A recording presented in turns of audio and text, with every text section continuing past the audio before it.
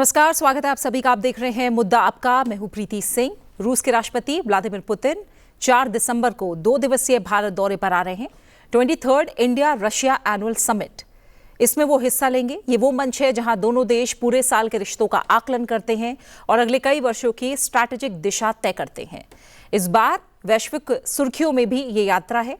MEA के मुताबिक राष्ट्रपति पुतिन प्रधानमंत्री नरेंद्र मोदी के साथ विस्तृत वार्ता करेंगे और राष्ट्रपति द्रौपदी मुर्मू उनके सम्मान में स्टेट बैंक्वेट देंगी। ये वही साझेदारी है जिसे दोनों देश special and privilege strategic partnership कहते हैं और इस यात्रा का मकसद इसी पार्टनरशिप को नई गति देना है। ये विजिट कई कारणों से खास है। पहला, पुतिन की भारत यात्रा 3 साल बाद हो रही है। दूसरा, विदेश मंत्री एस जयशंकर की हाल की जो मॉस्को यात्रा रही, उसमें बायलैटरल प्रिपरेशंस और रूस में 2 नए भारतीय वाणिज्य दूतावासों का उद्घाटन दिखाता है कि एंगेजमेंट एक नए फेज में प्रवेश कर चुका है। तीसरा, क्रेमलिन ने साफ कहा है कि ये यात्रा रशिया इंडिया संबंधों के एक्सटेंसिव एजेंडे को आगे बढ़ाने का बड़ा अवसर है। इस पूरे दौरे में रक्षा सहयोग, ऊर्जा, सुरक्षा, परमाणु परियोजनाएं, ट्रेड सेटलमेंट मैकेनिज्म और रूबल जैसे ऑल्टरनेटिव पेमेंट सिस्टम, साइंस और स्पेस कॉपरेशन, आर्कटिक प्रोजेक्ट्स और मोबिलिटी एग्रीमेंट्स, कई क्षेत्रों में महत्वपूर्ण फैसलों की उम्मीद की जा रही है।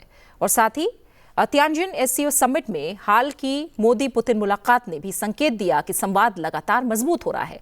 चाहे बात एनर्जी की हो, ट्रेड ग्रोथ की हो या यूक्रेन कॉन्फ्लिक्ट पर इंडिया की कंसिस्टेंट बैलेंस पोजीशन की, इन सभी पर खासतौर से नजर रहेगी इस यात्रा के दौरान किस तरह का रुख दिखता है। तो मुद्दा आपका में आज चर्चा करेंगे कि राष्ट्रपति व्लादिमीर पुतिन की यात्रा भारत के लिए रणनीतिक, आर्थिक और जियोपॉलिटिकल मायनों में कितनी अहम है। ये भारत की foreign policy, defence preparedness, connectivity vision और ग्लोबल पोजिशनिंग को आने वाले दशक में किस दिशा में ले जा सकती है। और इस पूरे परिदृश्य को हम बेहतर तरीके से समझेंगे मुद्दा आपका में 2 बेहद खास मेहमान आज मेरे साथ चर्चा में जुड़ रहे हैं। अशोक सज्जनहार जी हमारे साथ जुड़े हुए हैं, फॉर्मर एम्बेसडर। अशोक जी, बहुत बहुत स्वागत आपका। शुक्रिया हमारे साथ चर्चा में जुड़ने के लिए। हमारे साथ प्रोफेसर श्रीराम चौलिया भी जुड़े हुए हैं। प्रोफेसर साहब, आपका भी बहुत बहुत स्वागत है। डीन है Jindal school of international affairs. आप दोनों के नज़रिए से मैं इस यात्रा की क्या मायने हैं, क्यों ये अहम है, समझूंगी। और एक तरह से अगर अशोक जी मैं आपके ज़रिए समझूं तो इसमें हम समझेंगे कि जो राष्ट्रपति पुतिन है उनकी भारत यात्रा 2021 के बाद हो रही है और ग्लोबल मीडिया इसे बहुत ही क्लोजली फॉलो भी कर रहा है। और तब से अगर देखें, यूक्रेन संकट, पश्चिम रूस तनाव और एशिया में नई शक्ति धुरी जैसे कई डेवलपमेंट्स भी हुए हैं। इन वैश्विक परिवर्तनों की पृष्ठभूमि में आपकी नजर में यह विजिट भारत के सामरिक और कूटनीतिक हितों को किस तरह से शेप कर सकती है और इसे एक निर्णायक पल भी क्यों माना जा रहा है? जी, बहुत धन्यवाद प्रीति, मुझे आमंत्रित करने के लिए। आपने बिल्कुल ठीक कहा, बहुत ही महत्वपूर्ण यात्रा है। देखिए, 2-3 चीजें इसमें हमें देखनी जरूरी होंगी। एक तो जैसे आपने बताया प्रारंभ में ही, जो ये 23वीं इंडिया रशिया एनुअल समिट हो रहा है, इसकी शुरुआत हुई थी 2000 में। मतलब 25 साल में दोनों देश जो हैं वो कल 23 बारी मिल चुके हैं। मतलब दोनों देशों की तरफ से ये ऑल्टरनेट होता है। एक बारी वो भारत आते हैं, वहां के राष्ट्रपति, और फिर एक बारी भारत के प्रधानमंत्री वहां पर जाते हैं। तो मतलब ये दोनों देश हैं इस पार्टनरशिप में, इस अपने साझेदारी में इतना इन्वेस्टेड हैं, जो वो कोई भी ऐसा वर्ष नहीं छोड़ते हैं जो एक दूसरे से ये संपर्क नहीं बनाए रखें। पिछली बारी जो आपने कहा है 2021 में आए थे राष्ट्रपति पुतिन, और आपके देखने वाले सुनने वालों को याद होगा, जो यहाँ पर भारत की धरती पर केवल 4 घंटे के लिए थे। मतलब वो इतना ज्यादा अहमियत देते हैं इन संबंधों को, जो उन्होंने ये वहां से रूस से आए, भारत से वापस गए, यहाँ पर केवल 4 घंटे रहे, परंतु अपने जो सहयोग है उसको आगे बढ़ाने में अपना पूरा योगदान दिया। इस बार उनकी यात्रा इतनी महत्वपूर्ण है क्योंकि 2022 में जब रूस और यूक्रेन का युद्ध प्रारंभ हुआ, उसके बाद राष्ट्रपति पुतिन की ये पहली यात्रा है भारत में। दूसरी चीज इसमें और है जो देखने लायक है, जो राष्ट्रपति पुतिन कहीं इधर उधर ज्यादा जाते नहीं हैं। आपने देखा होगा पिछले 3 साल में ज्यादा जाते नहीं हैं। वो करीब अपने जो पड़ोसी देश हैं, जिसे कहा जाए फॉर्मर सोवियत यूनियन या चीन या नॉर्थ कोरिया या ऐसे देशों में वो चले जाते हैं, परंतु और ज्यादा दूर जाते नहीं हैं। और भारत में उनका आना ये बहुत महत्वपूर्ण है।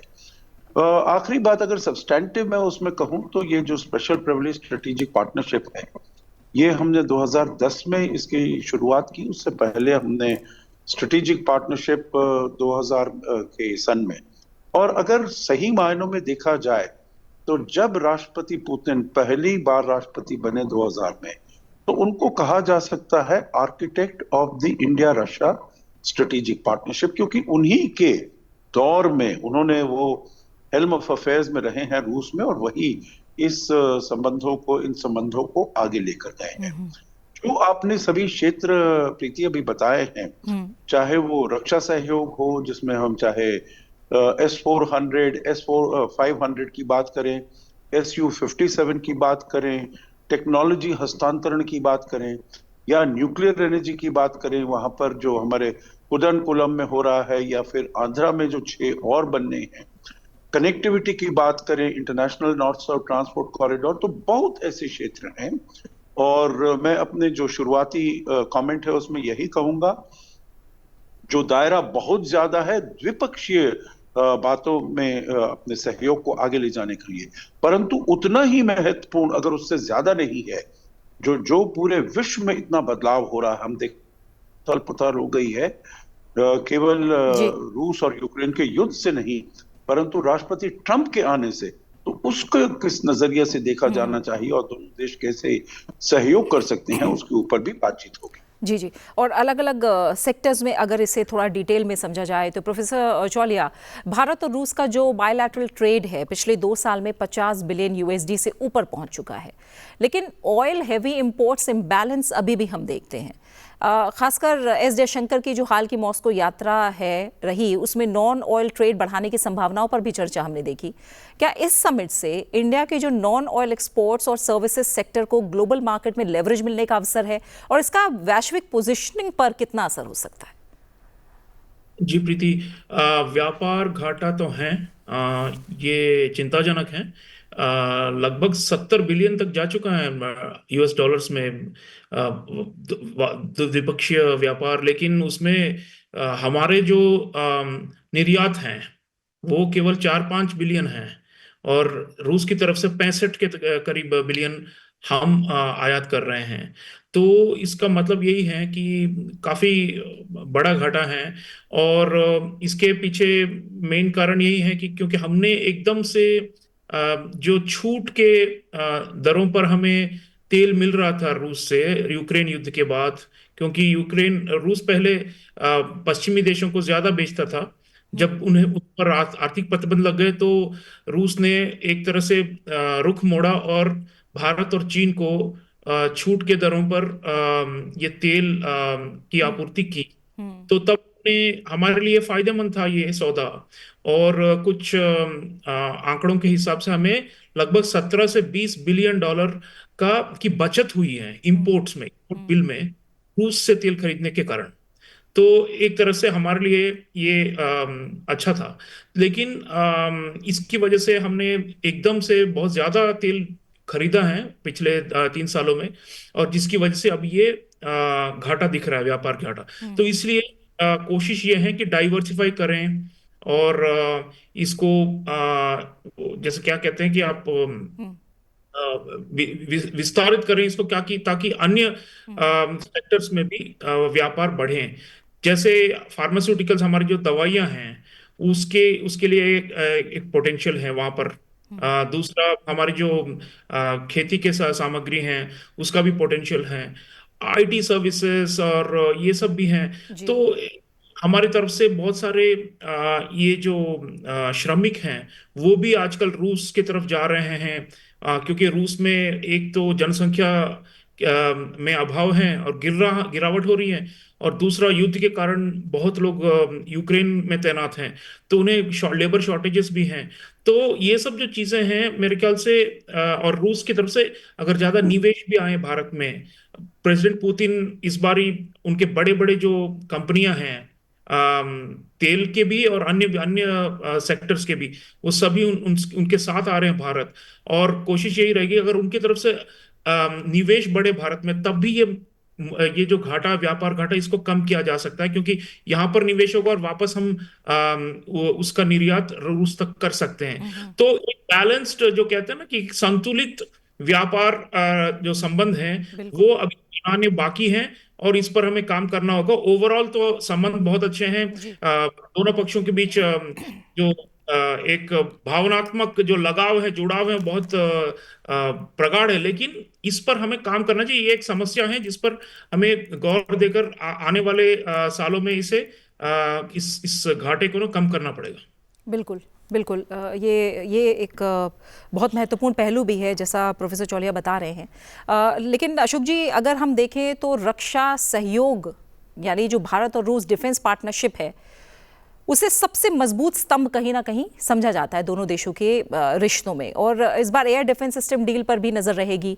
और अगर हम देखें S-400 BrahMos missile, submarines, joint manufacturing और स्पेयर पार्ट्स तक विस्तृत सहयोग हमारा दोनों देशों का बीच है। इस दौरे के दौरान आप क्या देखते हैं कि जो जॉइंट प्रोडक्शन है, टेक्नोलॉजी ट्रांसफर है और सप्लाई चेन में भी कोई नया माइलस्टोन स्थापित हो सकता है, और इसका भारत की जो लॉन्ग टर्म डिफेंस प्रिपेयर्डनेस है, इस पर कितना असर होगा? जी देखिए, जो रूस के साथ अभी जो हमारे संबंध है, रक्षा संबंध है, पहले तो सोवियत संघ के समय में हमारे निर्भरता जो थी रूस सोवियत संघ के ऊपर बहुत ज्यादा थी इस क्षेत्र में। ये आपने बिल्कुल ठीक कहा है प्रीति, जो ये एक माना जाए तो एक बहुत ही स्ट्रॉन्गेस्ट पिलर इसे कहा जाएगा, है बहुत ही बड़ा मजबूत स्तंभ है हमारे द्विपक्षीय संबंधों का। और इसमें अगर सोवियत संघ के समय अगर हम रूस से आयात करते थे करीब 75-80% अपनी हमारी जो जरूरतें थी उनको हम आयात करते थे। उसके बाद पिछले कुछ 10-15 सालों से हमने थोड़ा डाइवर्सिफाई करना शुरू कर दिया है, क्योंकि डाइवर्सिफिकेशन की आवश्यकता भी है। कुछ ऐसी टेक्नोलॉजीज हैं जो कि रूस से हमको नहीं मिलती हैं, बाहर से मिलती हैं, तो वहां से हमने ली हैं। परंतु रूस हमारे लिए बहुत ही अच्छा सहयोगी रहा है इस क्षेत्र में। और अभी हमने देखा भी है, जब ऑप सिंदूर हुआ तो उसमें कैसे ब्रह्मोस और S-400 ने हमारी कैसे सहायता की। परंतु इसमें एक और बात भी है, जो हमको पश्चिमी देशों से, हालांकि उनसे हम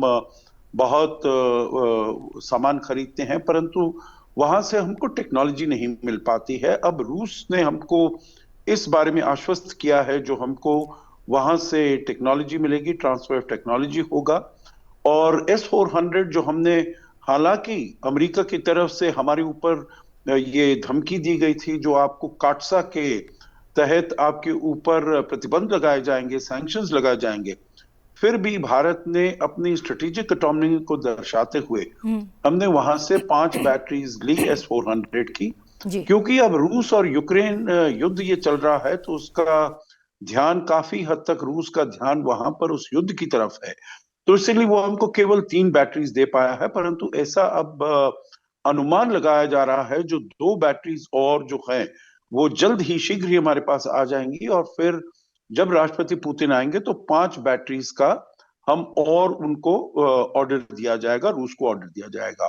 और उसके बाद S-500 का भी बातचीत हो रही है। S-500 अभी पूरी तरीके से टेस्टेड नहीं है ग्राउंड पर, परंतु उसके बारे में भी बात हो रही है। और दूसरा Su-57 जो 5th जनरेशन एयरक्राफ्ट है, उसके बारे में भी बातचीत हो रही है, जो कैसे उसको भी यहाँ पर मैन्युफैक्चरिंग की जाए।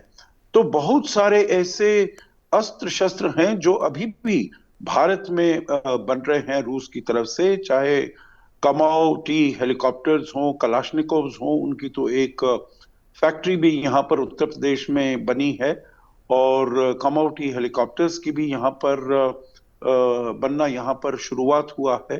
तो ये एक ऐसा क्षेत्र है जिसमें पूरा सहयोग रहा है रूस का, और इसमें मैं समझता हूं जो आगे चलते हुए हमें और भी इसमें बातचीत करेंगे और सहयोग को आगे बढ़ाया जाएगा। देखिए, मैं समझता हूं आखिरी बात इसमें यही कहूंगा, जो हमको रूस से न्यूक्लियर पावर्ड सबमरीन मिली है, और कोई, मैं समझता हूं, ऐसा देश नहीं है जिसने और किसी देश को अपने न्यूक्लियर पावर्ड सबमरीन दी हो। तो हमारे पास 2 ये काम कर चुकी हैं, पहले एक, अब दूसरी, और अब इसके ऊपर भी बात हो रही है, जो और भी हमारे यहाँ पर रूस से और भी सबमरीन यहाँ पर आएगी, और इस संबंधों को और आगे ऊंचाई तक ले जाया जाएगा। ठीक है। और प्रोफेसर चौलिया, रूस ने भी साफ कहा है कि वो हाई एंड डिफेंस टेक्नोलॉजी को प्रोडक्शन में भारत के साथ पार्टनरशिप बढ़ाना चाहता है। भारत आज आत्मनिर्भर डिफेंस इकोसिस्टम को ट्रस्टेड पार्टनर्स के साथ जोड़ भी रहा है। तो क्या ये समिट भारत को डिफेंस मैन्युफैक्चरिंग हब के रूप में ग्लोबल लेवल पर भी उभरने का एक बड़ा अवसर दे सकता है? किस तरह से मेक इन इंडिया और एक्सपोर्ट पोटेंशियल मजबूत हो सकता है? जी प्रीति, मैं एक उदाहरण दूंगा। ब्रह्मोस जो हैं, ब्रह्मपुत्र और मॉस्कवा, उनके नदी और हमारे नदी के दोनों के नामों का मिश्रण है ब्रह्मोस। ब्रह्मोस जो प्रक्षेपास्त्र हैं, ये हमने जॉइंट वेंचर के तौर पर बनाया है और ये काफी सफल रही हैं। और आज न केवल भारतीय सेना में वो नियुक्त हैं और उससे हमने ऑपरेशन सिंदूर में भी काफी बचाव किया जो पाकिस्तानी हमले हुए उन पर उनसे। लेकिन दूसरे देश जो दक्षिण पूर्वी एशिया हैं, वहां पर एक्सपोर्ट की काफी मांग है इस हथियार की। फिलीपींस खरीद चुका है भारत से $375 मिलियन की ब्रह्मोस, जो रूस और भारत ने मिलकर बनाया है।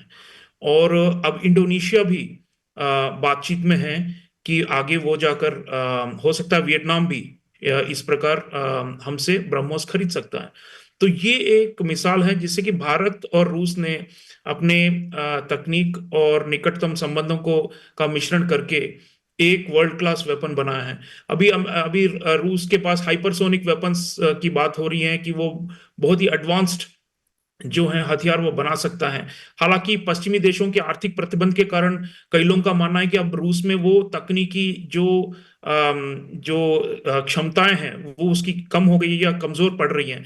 लेकिन फिर भी ये कई सालों से बनते आते हैं ये हथियार, और 2-3 सालों के आर्थिक प्रतिबंध से नहीं रुक सकते हैं। तो कुछ नए इनके पास ऐसे भी हैं जो बहुत ही अत्याधुनिक हथियार हैं। तो मैं समझता हूं कि भारत और रूस अगर जॉइंट प्रोडक्शन, को डेवलपमेंट, को प्रोडक्शन, जैसे अभी सजनार साहब कह रहे थे कि ये कामोव हेलीकॉप्टर एक के ये 203 कई ऐसे हथियार है जो ऑलरेडी बन रहे हैं भारत में रूस के जॉइंट वेंचर के सहयोग से। तो इसी प्रकार से अगर हम कोई कम से कम एक ऐसा कोई शोकेस आइटम निकालें और कहें कि ये जो है ये विश्व के सुरक्षा के लिए और वैश्विक जैसे जो युद्ध का जो पूरा मापदंड है वो ही बदल सकता है, ऐसा कोई हथियार हो, ऐसा कोई सिस्टम हम बना सके साथ में, मेरे ख्याल से पुतिन और मोदी इस तरह की चर्चा जरूर करेंगे कि क्या कोई ब्रेक थ्रू टाइप का आइटम है जो कि आगे अगले 5-10 सालों के लिए हम मिलकर बनाएं ताकि विश्व भी खरीदें और हम अपने आप को भी सुरक्षित रखें। और एक चीज और बताना चाहूंगा प्रीति, ये जो हथियार हैं, हालांकि चीन और रूस के बीच में कहते हैं कि कोई फासला ही नहीं है और वो जैसे जिगरी दोस्त हैं, लेकिन इसके बावजूद रूस जानता है कि S-400 हो, S-500 हो या फिर कोई और एडवांस्ड फाइटर जेट हो, वो हम इस्तेमाल करेंगे चीन के साथ अगर चीन हम पर हावी होगा या आक्रमण करेगा। और ये जो गलवान घाटी में जो झड़प हुई थी उसके बाद हमने रूसी सामग्री भी इमरजेंसी तौर पर इंपोर्ट किया था ताकि चीन का मुकाबला कर सके।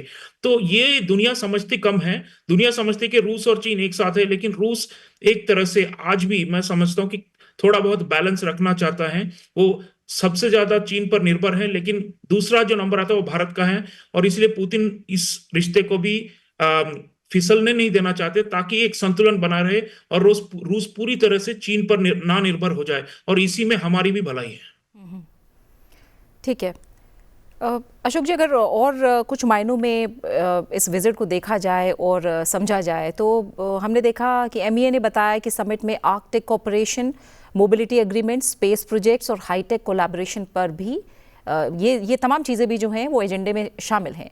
क्या इस विजिट से जो बायलैटरल स्ट्रैटेजिक रोड मैप है, ऐसे नए डिसीजंस निकल सकते हैं जो इंडिया रशिया पार्टनरशिप को एक तरह से बहुआयामी और फ्यूचर रेडी बनाए कहीं ना कहीं?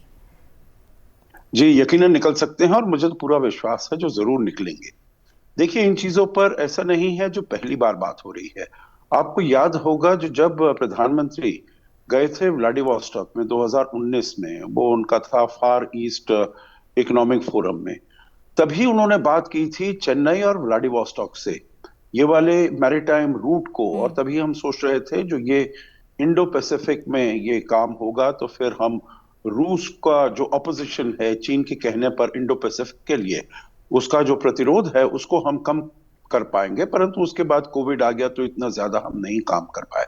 परंतु उसके आगे अब जो ये पोलर रूट है, जिसे कहा जाता है, जो सर्दियों में तो इसका प्रयोग नहीं होगा, इस्तेमाल नहीं होगा, परंतु यहां से जाते हुए आप आर्कटिक से, क्योंकि करीब 60% जो आर्कटिक का हिस्सा है वो रूस के अधिकार में है, और रूस चाहता है जो भारत से उसका सहयोग हो यहाँ पर। क्योंकि एक चीज इसमें याद रखनी पड़ेगी, जो कि मैं प्रोफेसर चौलिया की बात को आगे ले जाना चाहूंगा।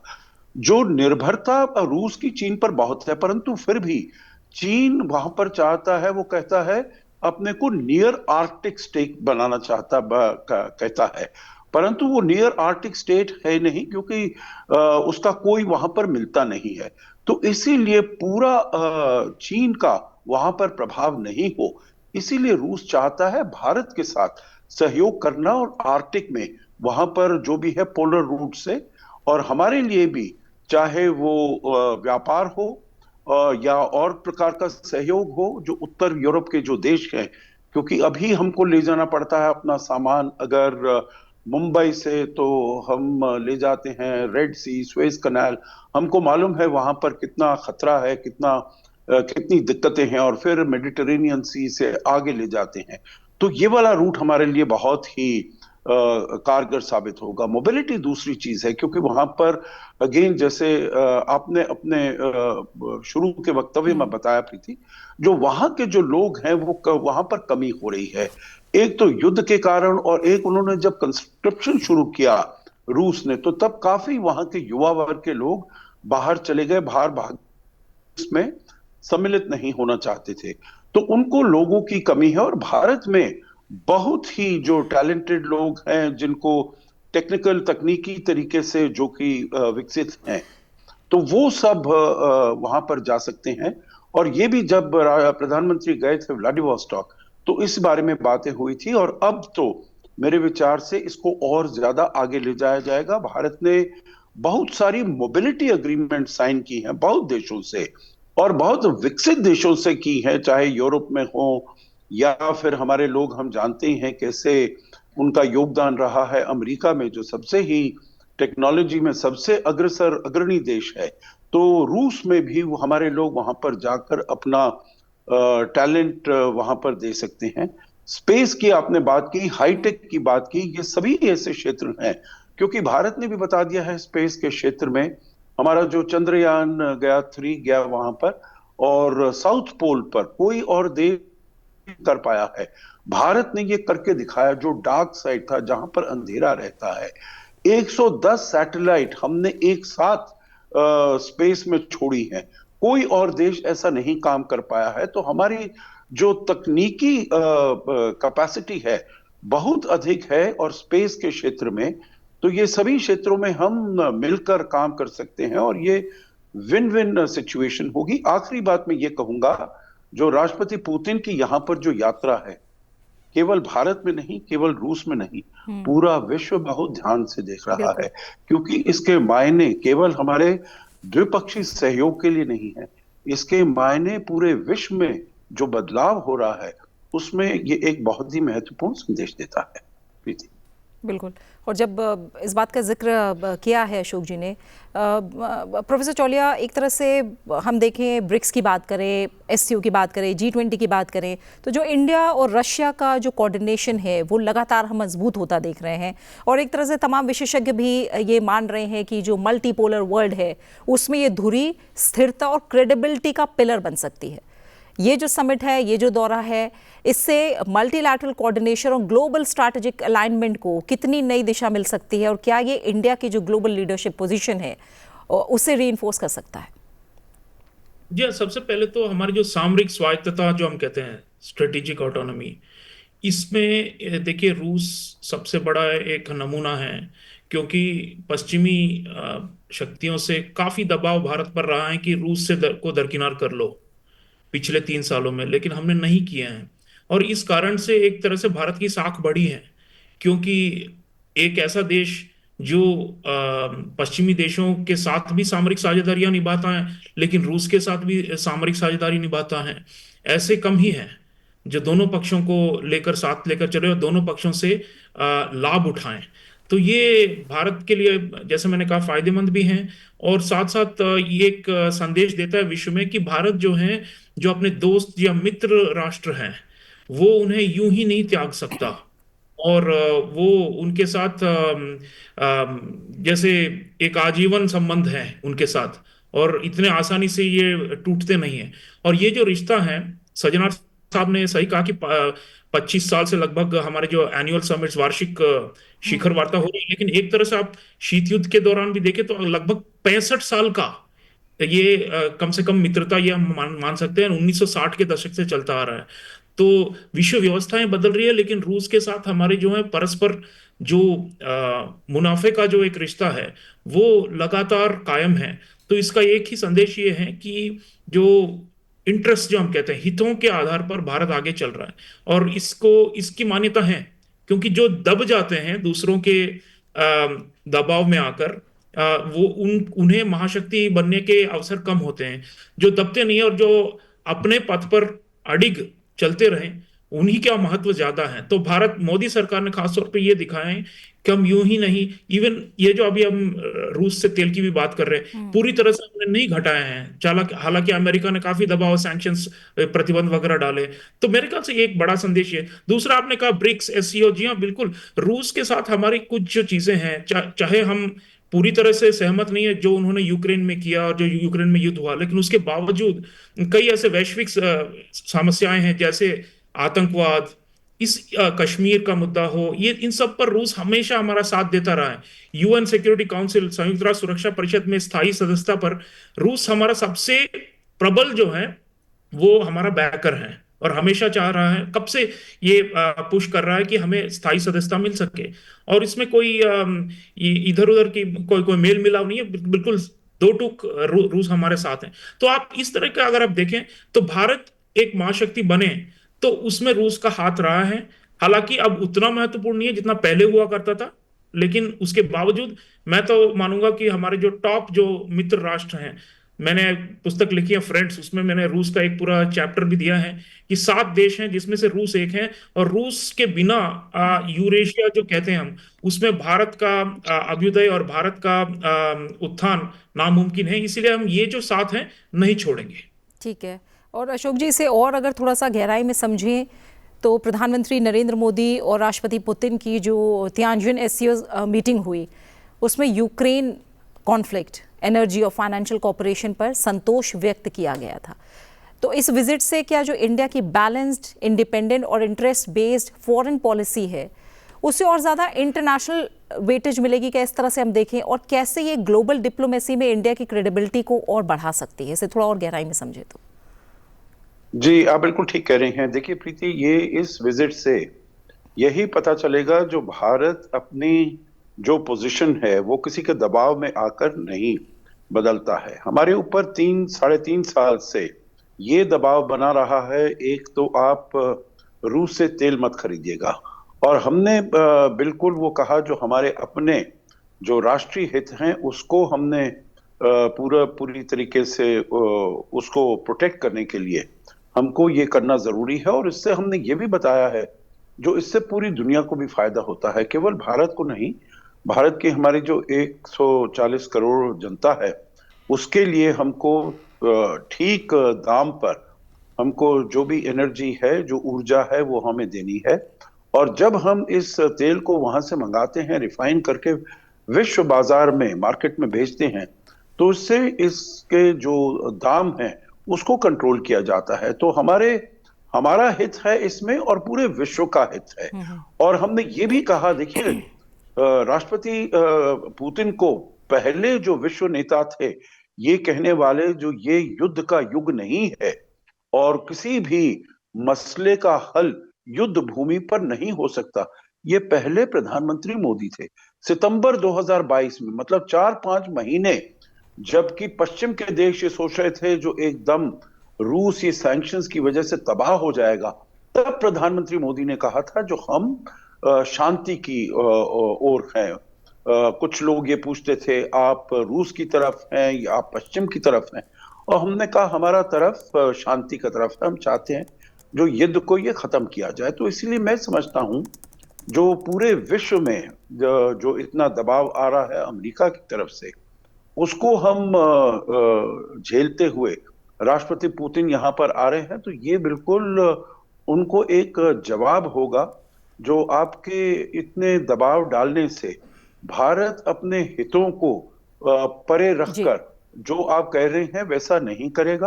और उसी से हमने ये भी बताने का प्रयास किया है जो अगर रूस के पास कुछ और ऑप्शंस हैं, कुछ और विकल्प हैं, तो उसके संबंध चीन के साथ इतने ज्यादा गहरे नहीं होंगे और वो फिर अपना और इंडिपेंडेंट पॉलिसी वो फॉलो कर सकता है जो कि पूरे विश्व के लिए वो बेहतर रहने वाला है। बिल्कुल, और चर्चा का समय क्योंकि यही पूरा हो गया और जो लगातार हमने हार्डकोर विषयों पर चर्चा की है उसमें हम ये भी जानते हैं कि इससे अलग जो रूस में इंडियन डायस्पोरा है, स्टूडेंट्स हैं, कल्चरल एक्सचेंजेस हैं, वो लगातार बढ़ते रहे हैं और जो रीसेंट इनिशिएटिव्स भी हमने लगातार देखे हैं वो इन्हें नए अवसर दे रहे हैं। और कल्चरल डिप्लोमेसी की बात करें, सॉफ्ट पावर पार्टनरशिप की बात करें, तो इसे एक नई गति लगातार भारत और रूस देते आए हैं और एक तरह से जो पीपल टू पीपल एंगेजमेंट और कनेक्ट है वो भी दोनों देशों के बीच बहुत बड़ी मजबूती है। चर्चा का समय क्योंकि यही पूरा हो गया। अशोक जी, आपका और प्रोफेसर चौलिया, आप दोनों मेहमानों का बहुत बहुत शुक्रिया मेरे साथ मुद्दा आपका में आज जुड़ने के लिए। और इस तमाम चर्चा से ये साफ है कि राष्ट्रपति पुतिन की यात्रा सिर्फ एक दौरा भर नहीं है बल्कि भारत और रूस के रिश्तों के अगले चरण की शुरुआत है। रक्षा हो, ऊर्जा हो, व्यापार हो या वैश्विक रणनीति, हर क्षेत्र में ये विजिट नए फैसलों और नए अवसरों का दरवाजा खोल सकती है। भारत की फॉरेन पॉलिसी आज आत्मविश्वास से भरी है, ना किसी कैंप की बंदी, ना किसी दबाव का असर। ये समिट उसी स्वतंत्र, संतुलित और हित केंद्रित दृष्टि को और मजबूती दे सकती है। और अगर ये यात्रा सफल होती है, जिसकी पूरी उम्मीद है, तो आने वाले वर्षों में भारत रूस साझेदारी न सिर्फ गहरी होगी बल्कि जो बदलता वैश्विक परिदृश्य है, विश्व व्यवस्था है, उसमें एक स्थिर और भरोसेमंद धुरी भी बनी रह सकती है। इसी के साथ मुद्दा आपका में फिलहाल इतना ही। नमस्कार।